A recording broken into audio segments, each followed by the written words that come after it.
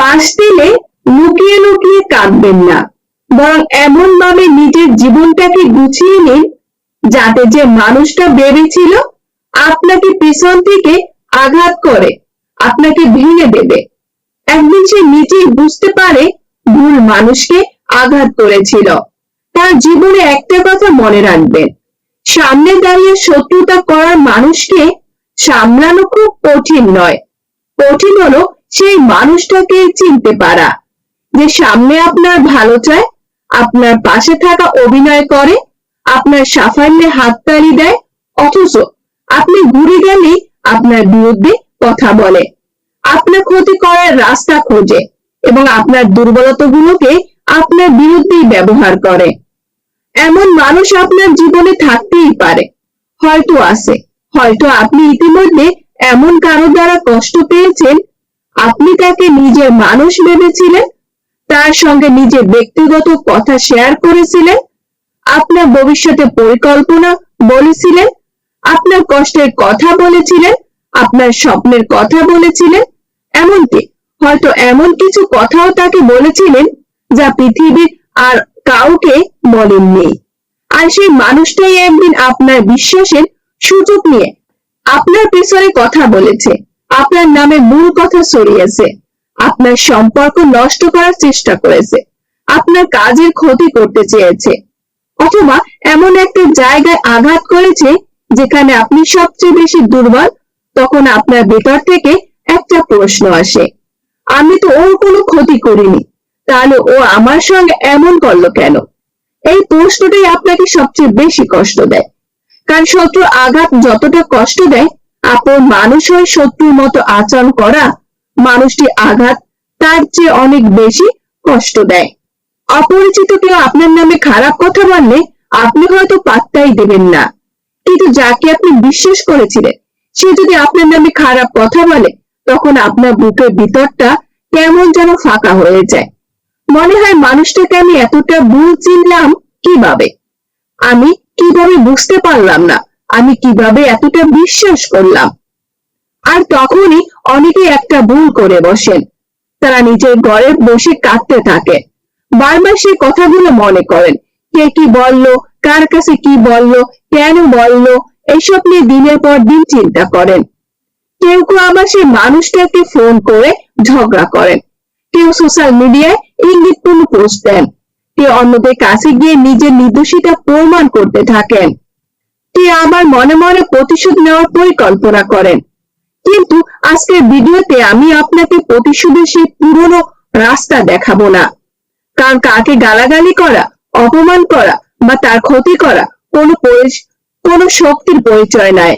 আসল শক্তি হলো এমন ভাবে পরিস্থিতিকে সামলানো যাতে সেই মানুষটি আপনার জীবন থেকে তার প্রভাব হারিয়ে ফেলে। তাই আজ আমরা জানবো 5টি এমন উপায় যেগুলো আপনি ব্যবহার করতে পারেন যখন কেউ আপনাকে পেছন থেকে আঘাত করে। আর এই 5টি উপায়ের মধ্যে শেষে কয়েকটি এতটাই গুরুত্বপূর্ণ যেগুলো বুঝতে পারলে ভবিষ্যতে কেউ আপনার বিশ্বাসের সুযোগ নেওয়ার সাহস সহজে পাবে না। প্রথম উপায়, আপনার জীবনে তার অ্যাক্সেস বন্ধ করুন। এই কথাটা খুব সাধারণ মনে হলেও এর মধ্যে বিশাল একটা শক্তি আছে। আমরা অনেক সময় ভাবি কাউকে জীবনের থেকে সরিয়ে দেওয়া মানে তার সঙ্গে শত্রুতা করা। না, কাউকে দূরে রাখা মানে তার প্রতি ঘৃণা রাখা নয়। কাউকে দূরে রাখা মানে আপনি বুঝেছেন যে এই মানুষটির উপস্থিতি আপনার শান্তির জন্য ভালো নয়। ধরুন একজন মানুষ আপনার ব্যক্তিগত কথা অন্যদের কাছে বলে দিয়েছে, এখন আপনি কি করবেন? তার সঙ্গে প্রতিদিন ঝগড়া করবেন? সবাইকে ডেকে বলবেন, দেখুন ও আমার গোপন কথা ফাঁস করেছে? নাকি আপনি একটা সহজ কাজ করবেন, পরের দিন থেকে তাকে আর কোনো ব্যক্তিগত কথা বলবেন না? দ্বিতীয়টাই বুদ্ধিমানের কাজ, কারণ আপনি যদি একই মানুষের কাছে বারবার নিজের গোপন কথা বলেন এবং আশা করেন যে এবার সে বদলে গেছে, তাহলে ভুলটা তার নয়, আপনার। মানুষকে দ্বিতীয় সুযোগ দেওয়া ভালো, কিন্তু একই ভুল বারবার করে সেই ফল আশা করা বুদ্ধিমানের কাজ নয়। যে মানুষ একবার আপনার বিশ্বাস ভেঙেছে তাকে ক্ষমা করতে পারেন, কিন্তু ক্ষমা করার আগে তাকে আগের মতো বিশ্বাস করা এক জিনিস নয়। এই পার্থক্যটা জীবনে খুব ভালো করে বুঝে নেন। আপনি কাউকে ক্ষমা করতে পারেন, কিন্তু তার হাতে আবার নিজের দুর্বলতা তুলে দেওয়ার কোনো বাধ্যকতা আপনার নেই। আপনি তার সঙ্গে হাসি মুখে কথা বলতে পারেন, কিন্তু তাকে আপনার জীবনে গুরুত্বপূর্ণ সিদ্ধান্ত জানাতে হবে এমন নয়। আপনি তার সঙ্গে সম্পর্ক রাখতে পারেন, কিন্তু আগের মতো কাছের মানুষ বানাতে হবে এমনও নয়। অনেক সময় আমরা মানুষের সঙ্গে সম্পর্ক রাখতে গিয়ে নিজের সীমারেখা ভুলে যাই। ভাবি, মানুষটা তো আমার পরিচিত, আত্মীয়, বন্ধু, সহকর্মী, প্রতিবেশী, তাকে এসব না বললে খারাপ দেখাবে। কিন্তু মনে রাখবেন, আপনার ব্যক্তিগত জীবন আপনার সম্পত্তি। সেখানে কে কতটা ডুববে সে সিদ্ধান্ত নেওয়ার অধিকার আপনার। সবাইকে আপনার জীবনের ভিতরে ঘরে ঢুকতে দেবেন না। কেউ কেউ বারান্দা পর্যন্ত থাকলেই যথেষ্ট, কেউ কেউ শুধু দরজার বাইরে থাকাই ভালো, আর কেউ কেউ এমনও আছে যাদের জন্য দরজাটা বন্ধ রাখা উচিত। এটা অহংকার নয়, এটা আত্মসম্মান। একটা সময় ছিল যখন আপনি ভাবতেন সবাইকে নিজের কথা বললে মানুষ আপনাকে বুঝবে, কিন্তু বয়স বাড়ার সঙ্গে সঙ্গে বুঝলে সবাই আপনাকে বুঝতে চায় না। কেউ কেউ শুধু আপনাকে জানতে চায়, যাতে সুযোগ পেলে আপনাকে ব্যবহার করতে পারে। তাই নিজের ব্যক্তিগত তথ্যের মূল্য বুঝুন। আপনার পারিবারিক সমস্যা, আপনার অর্থনৈতিক অবস্থা, আপনার সম্পর্কের সমস্যা, আপনার ভবিষ্যৎ পরিকল্পনা, আপনার ভয়, আপনার দুর্বলতা, এসব এমন জিনিস যা সবার সঙ্গে ভাগ করে নেওয়ার দরকার নেই। কারণ আপনার দুর্বলতা আপনার বিরুদ্ধে ব্যবহার করার জন্য শত্রুর অস্ত্রের দরকার হয় না। আপনার কাছে মানুষের কাছে আপনার নিজের বলা কথাই যথেষ্ট। দ্বিতীয় উপায়, নিজেকে ব্যাখ্যা করতে ছুটবেন না। কেউ আপনার বিরুদ্ধে কিছু বলছে শুনে যদি আপনি 10 জনের কাছে ছুটে যান এবং বলেন আমি এমন নই, ও মিথ্যা বলছে, তোমরা আমাকে বিশ্বাস করো, তাহলে আপনি অজান্তেই সে মানুষটাকে আপনার জীবনে নিয়ন্ত্রণ দিয়ে দিচ্ছেন। কারণ সে একটা কথা বলল আর আপনি সারাদিন সে কথার উত্তর দিতে ব্যস্ত হয়ে গেলেন।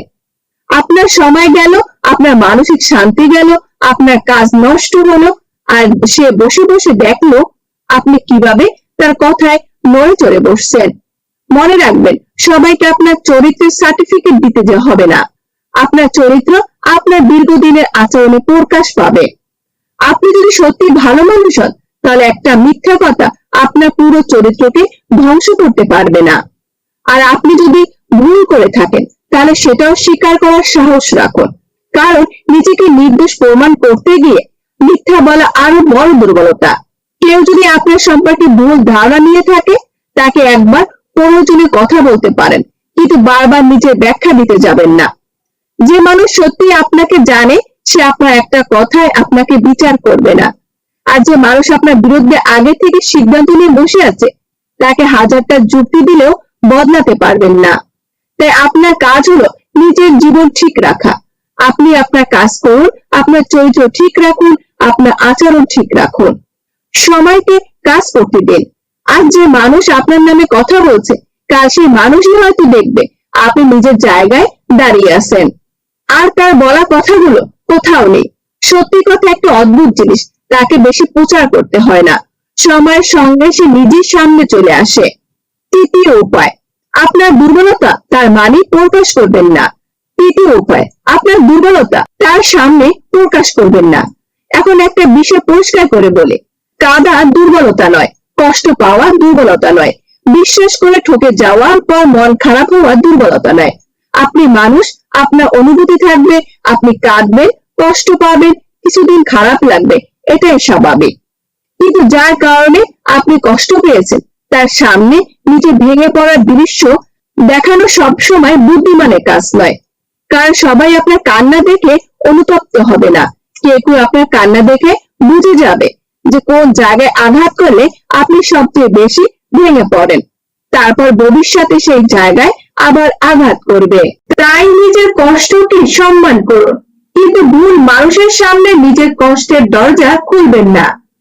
বিশ্বাসযোগ্য মানুষ থাকলে তার সঙ্গে কথা বলুন, পরিবারের কাউকে বলুন, নিজের মনের কথা লিখুন, প্রার্থনা করুন, একা থাকুন, কাঁদুন, কিন্তু তারপর উঠে দাঁড়ান।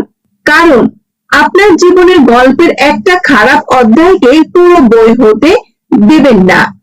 একটা মানুষ আপনার সঙ্গে খারাপ করেছে বলে পৃথিবীর সব মানুষ খারাপ হয়ে যায়নি।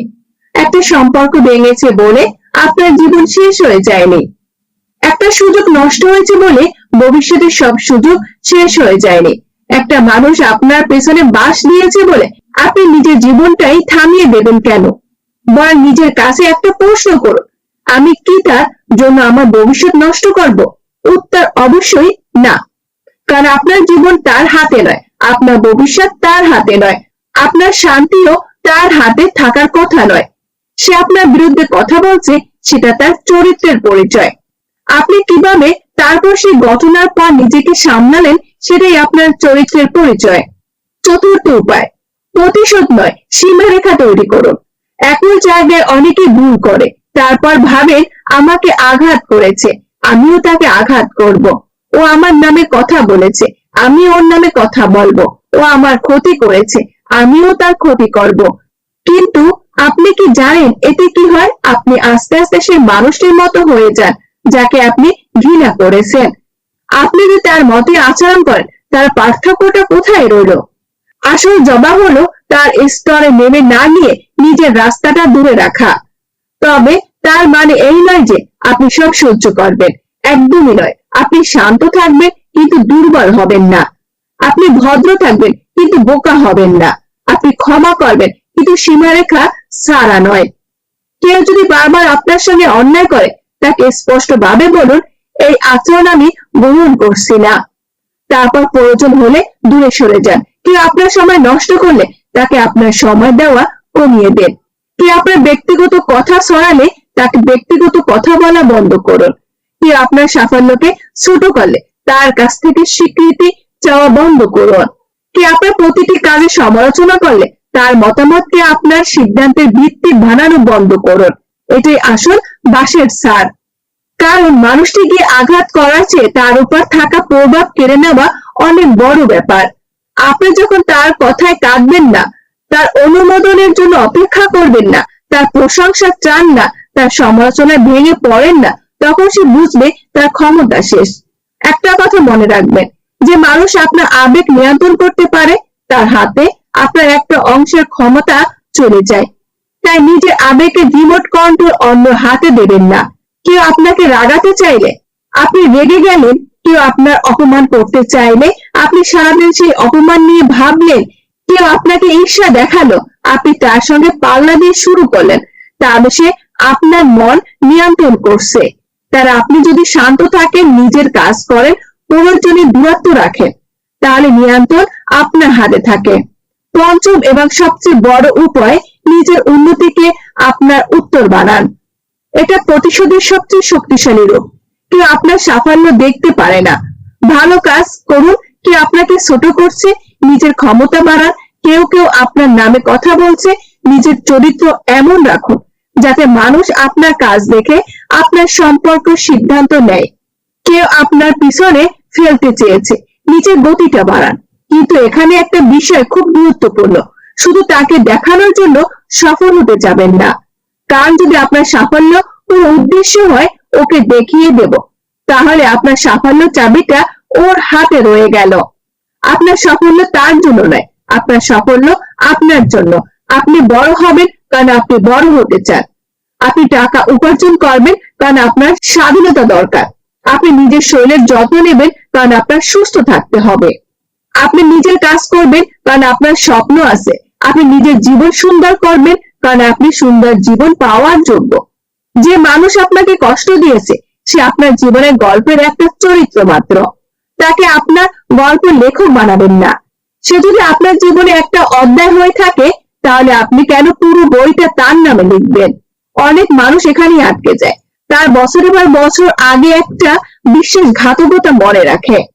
5 বছর আগে কে কি বলছিল, 10 বছর আগে কে কি করেছিল, সব মনে রাখে। কিন্তু সেই মানুষটি হয়তো নিজের জীবনে এগিয়ে গেছে, আপনি একা বসে তার কথা ভাবছেন। আর সে হয়তো জানেই না আপনি এখনো তার কাজের জন্য কষ্ট পাচ্ছেন। তাহলে ক্ষতিটা কার হচ্ছে? তার নয়, আপনার। তাই অতীতকে এমন ক্ষমতা দেবেন না যে সে আপনার বর্তমানকে নষ্ট করে। একটা সময় পর আপনাকে সিদ্ধান্ত নিতে হবে, আমি এই মানুষটাকে ক্ষমা করছি কারণ আমি তাকে ভালোবাসি বলে নয়, আমি নিজেকে মুক্ত করতে চাই বলে। আমি তার আচরণ নিয়ে ভাববো না, কারণ আমি আমার সামনে আরো বড় জীবন পড়ে আছে। আমি আর প্রতিদিন প্রমাণ করব না যে আমি ভালো, কারণ আমি জানি আমি কে। আমি আর তার স্বীকৃতি চাইবো না, কারণ আমার মূল্য অন্য মতামতে নির্ধারিত হয় না। আর তখনই আসল পরিবর্তন শুরু হয়। আপনি দেখবেন আগে যে মানুষটি একটা ফোনে আপনার স্পন্দন বাড়িয়ে দিত, এখন তার ফোন দেওয়া আপনার কিছু যায় আসে না। আগে যে মানুষটি একটা মন্তব্য আপনাকে সারা রাত ঘুমাতে দিত না, এখন তার কথা শুনে আপনি নিজের কাজ করে যেতে পারেন। আগে যে অনুমোদন দরকার ছিল, এখন আপনি নিজের সিদ্ধান্তে দাঁড়াতে পারেন। এই অবস্থাটাই আসল জয়। আর একটা কঠিন সত্যি বলে, সবাই আপনাকে জীবনে রেখে দিয়ে আপনি বড় হতে পারবেন না। কিছু মানুষকে ছাড়তে হবে, কিছু সম্পর্ককে দূরে রাখতে হবে, কিছু বন্ধুত্ব শেষ করতে হবে, কিছু কথার উত্তর না দিতে হবে, কিছু অপমানকে উপেক্ষা করতে হবে, কিছু দরজা বন্ধ করতে হবে। কারণ আপনার জীবনের জায়গা সীমিত। সেখানে ভুল মানুষ বেশি জায়গা নিলে সঠিক মানুষ এবং সঠিক সুযোগের জন্য জায়গা কমে যায়। তাই মাঝে মাঝে জীবন পরিষ্কার করতে হয়। যেমন একটা ঘর পরিষ্কার করতে গেলে অপ্রয়োজনীয় জিনিস বের করতে হয়, তেমনি জীবনে পরিষ্কার করতে হয়। যে সম্পর্ক আপনার শান্তি কেড়ে নিচ্ছে সেটাই পরীক্ষা করুন। যে বন্ধুত্ব আপনার আত্মবিশ্বাস কমিয়ে দিচ্ছে সেটাকে পরীক্ষা করুন। যে মানুষ আপনাকে সবসময় অপরাধী মনে করে তার সঙ্গে আপনার সম্পর্কটা পরীক্ষা করুন। যে মানুষ আপনার সাফল্যকে ছোট করে, আপনার স্বপ্ন নিয়ে হাসে, আপনার ভালো সময় অস্বস্তি বোধ করে এবং আপনার খারাপ সময় আনন্দ পায়, তার জায়গা আপনার জীবনে কতটা হওয়া উচিত সেটা আপনাকে সিদ্ধান্ত নিতে হবে। আর একটা বিষয় ভুলবেন না, পিছনে বাঁশ দেওয়া সবসময় শত্রুতার কারণে হয় না। অনেক সময় মানুষের ঈর্ষা, নিরাপত্তাহীনতা, হীনমন্যতা, প্রতিযোগিতা বা নিজের ব্যর্থতার কারণেও সে অন্যকে টেনে নামাতে চায়। আপনি যত উপরে উঠবেন তত এমন মানুষ দেখতে পাবে যারা আপনার সাফল্যের দিকে তাকিয়ে নিজের ব্যর্থতাকে আরো বেশি অনুভব করবে। তখন তারা আপনাকে ছোট করে নিজেদের বড় মনে করতে চাইবে। তাদের সঙ্গে প্রতিযোগিতা করবেন না, কারণ আপনি যদি তাদের সঙ্গে নেমে যান তাহলে আপনি তাদের খেলায় খেলছেন। আপনি নিজের খেলায় থাকুন, আপনার লক্ষ্য ঠিক রাখুন, আপনার কাজ ঠিক রাখুন, আপনার চরিত্র ঠিক রাখুন। আর একটা জিনিস সবসময় সবাইকে সন্দেহ করাও কিন্তু সমাধান নয়। একজন মানুষ আপনাকে ঠকিয়েছে বলে সবাইকে সন্দেহ করতে শুরু করলে আপনি নিজের জীবনটাই বিষাক্ত করে ফেলবেন। বিশ্বাস করবেন কিন্তু চোখ খোলা রেখে, ভালোবাসবেন কিন্তু নিজের সীমানা ভুলে নয়, সাহায্য করবেন কিন্তু নিজেকে শেষ করে নেয়। মানুষের ভালো দিক দেখবেন কিন্তু তার ধারাবাহিকতার আচরণও লক্ষ্য করবেন। কারণ মানুষ কি বলবে সেটা গুরুত্বপূর্ণ, কিন্তু মানুষ বারবার কি করে সেটা আরো গুরুত্বপূর্ণ। কথায় মানুষ নিজেকে ভালো দেখাতে পারে, আচরণে সত্যিটা ধরা পড়ে। তাই মানুষের কথাই নয়, তার প্যাটার্ন দেখুন। একবার ভুল সবাই করতে পারে, কিন্তু একই ধরনের ক্ষতি যদি কেউ বারবার করে তাহলে সেটা আর ভুল নয়, সেটা তার আচরণ। তখন সিদ্ধান্ত নেওয়ার সময় এসেছে। আর নিজের ক্ষেত্রে একই নিয়ম রাখুন। আপনি যদি ভুল মানুষকে বিশ্বাস করে থাকেন, নিজেকে গালি দেবেন না। নিজেকে বলুন, আমি শিখেছি, আমি বুঝেছি, পরের বার আমি আরো সচেতন থাকবো। কার জীবনে এমন কোনো মানুষ নেই যে কখনো ভুল মানুষকে বিশ্বাস করেনি। পার্থক্য হলো কেউ ভুল থেকে শেখে, কেউ একই ভুল বারবার করে। আপনি কোন দলে থাকবেন সেটা আপনার হাতে। আর যদি আজ আপনি এমন কারোর জন্য কাঁদেন যে আপনাকে পেছন থেকে আঘাত করছে, তাহলে আজ রাতে একটা কাজ করুন, একটা কাগজ নিন এবং লিখুন, এই মানুষটি আমার জীবনে কি শিখিয়ে গেছে।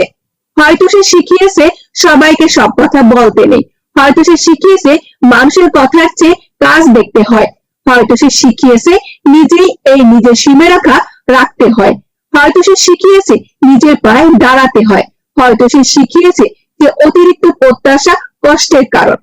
তারপর আরেকটা প্রশ্ন লিখুন, এই ঘটনার পর আমি কি পরিবর্তন করব, এবং সেই উত্তরটা বাস্তবে প্রয়োগ করুন। কারণ শুধু শিক্ষা বুঝলে হবে না, জীবনে প্রয়োগ করতে হবে। আপনি যদি আজ বলেন যে অতিরিক্ত ব্যক্তিগত কথা বলা আপনার ভুল ছিল, কাল থেকে কম বলুন। বুঝলেন যে ভুল মানুষকে বেশি সময় দিয়েছে, সময় কমিয়ে দেন। বুঝলেন যে অন্যের মতামত আপনাকে বেশি প্রভাবিত করে, নিজের সিদ্ধান্তে দাঁড়াতে শিখুন।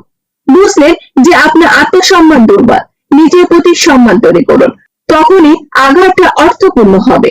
না হলে একই ঘটনা শুধু আপনার সময় নষ্ট করবে। শেষ করার আগে একটা কথা মনে রাখবেন, আপনার চোখের জল খুব মূল্যবান। ভুল মানুষের জন্য সেটা অপচয় করবেন না। আপনার সময় খুব মূল্যবান, এমন মানুষের জন্য সেটা নষ্ট করবেন না যে আপনার মূল্য বোঝে না। আপনার মন খুব মূল্যবান, সেখানে এমন মানুষকে স্থায়ী বাড়া দেবেন না যে প্রতিদিন আপনার শান্তি নষ্ট করে। কেউ আপনার পিছনে বাস নিলে আপনি তার পিছনে দৌড়াবেন না, আপনি নিজের সামনে এগিয়ে যাবেন। কেউ আপনার নামে কথা বলে আপনি নিজের কাজ দিয়ে উত্তর দেবেন। কেউ আপনাকে ছোট করলে আপনি নিজের মান বাড়াবেন। কেউ আপনাকে ছেড়ে গেলে আপনি নিজের জীবনকে থামাবেন না। কেউ আপনার বিশ্বাস ভাঙলে আপনি শিক্ষা নেবেন, কিন্তু ভালো মানুষও বন্ধ করবেন না। কারণ একজন খারাপ মানুষ আপনার ভালো চরিত্র নষ্ট করার ক্ষমতা পাবে কেন? আপনার প্রতিশোধ হবে আপনার শান্তি, আপনার উত্তর হবে আপনার উন্নতি, আপনার শক্তি হবে আপনার আত্মসম্মান। আর আপনার সবচেয়ে বড় বাসের জার হবে এমন একটা জীবন তৈরি করা যেখানে সেই মানুষটির কোনো গুরুত্বই নেই। মনে রাখবেন, সবাইকে হারাতে হয় না, কিছু মানুষের শুধু গুরুত্ব দেওয়া বন্ধ করলে তারা আপনার জীবন থেকে হারিয়ে যায়। তাই আজ থেকে একটা সিদ্ধান্ত নিন যে আমাকে পিছন থেকে আঘাত করছে তার জন্য আমি আর নিজের সামনে এগিয়ে যাওয়া বন্ধ করব না। যে আমাকে ছোট করছে তার কথায় আমি নিজের মূল্য কমাবো না। যে আমাকে বিশ্বাসঘাতকতা করেছে তার জন্য আমি পৃথিবীর সব মানুষকে অবিশ্বাস করব না। আমি শিখবো, আমি বদলাবো, আমি আরো সচেতন হব, কিন্তু আমি ভাঙবো না। আর আমার জীবন, আমার ভবিষ্যৎ, আমার শান্তির চাবিটাও আমার হাতেই থাকবে।